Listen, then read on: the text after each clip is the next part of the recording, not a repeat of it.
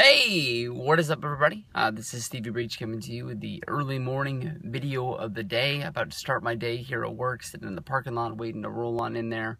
And I guess everybody knows by now, Stone Cold Podcast. No dust up, no fight, no trying to see who's is bigger than the other guys. Just two guys sitting around talking about MMA, professional wrestling, hunting, trucks, drinking rye whiskey. Nothing to the point of what we thought we were going to see, or at least hoping what we were going to see, holding on to that hope that maybe we were going to see possibly one of the biggest matches that has been fantasy booked for the last 2 years. Stone Cold Steve Austin returning to Wrestlemania to fight none other than the Beast himself, Brock Lesnar. Sitting here today, thinking about the fact that they were going to start pushing a fight when there's another fight coming.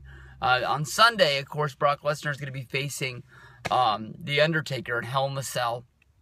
And it would have been hard, for that to be the go-home show. They're pushing people to watch Hell in a Cell on Sunday. And then all of a sudden you want people to get fired up for, Brock Lesnar and Stone Cold Steve Austin at WrestleMania.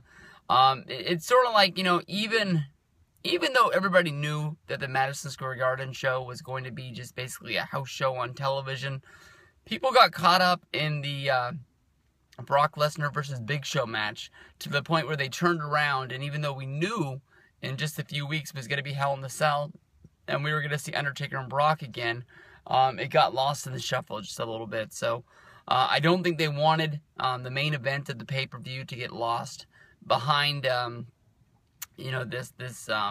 this bigger, WrestleMania match that would come down the pipe. And of course, with all the respect that Undertaker gets, you wouldn't want to be trying to make him look like he's second fiddle. Even if he does only show up a few times a year, and in the past only once a year, and Austin's making his first return in years, it would have been huge. But I'm guessing that if they got Austin to do something, just come out and start the show, I'm guessing that Stone Cold Steve Austin is going to be there to do something at WrestleMania 32. You can tell that he has a love for Dallas, where he started his wrestling career. I think he said back in 1990, training at the Sportatorium. Of course, all the years that he went and, watched the Von Erichs and all the wrestling there when he was going to college. You would think that he's going to be there. I mean, definitely WWE's going to have to pull up the stops to make sure that they get there because, with Hulk Hogan on the outs, Stone Cold Steve Austin is the biggest star that they have. And, well, at least he's the biggest star that they can get. It's harder to get The Rock there. But there's still rumors that The Rock might wrestle. But, I don't know. Honestly, I have a little bit of a wrestling hangover today. That was one of the matches that I was really hoping that we were going to see, Austin versus Brock. And now that match it isn't going to happen. I mean, you're going to have to play it on the video game, and that's about the only way that you're going to be able to see it. I'm sure that, it would have been getting some of the loudest pops that we've heard in wrestling in a long time. Getting fired up to see Stone Cold Steve Austin actually come out and actually wrestle. The promos that would have came, the brawls that would have came on Monday Night Raw. It definitely would have been a shock to the wrestling system and really got people fired up for it. But at the end of the day, maybe it just would have been one of those matches with one of the guys who's going to be there at WrestleMania, and then come the night after WrestleMania, they're not going to be there anymore. So, maybe it sort of, doesn't have that huge drop-off for Extreme Rules because all these guys aren't going to be there. But, the rumors are, as of right now, is that it's going to be Roman versus Brock. Maybe Brock picks up the championship sometime between now and WrestleMania. I think that means that Roman would win the Royal Rumble. Definitely,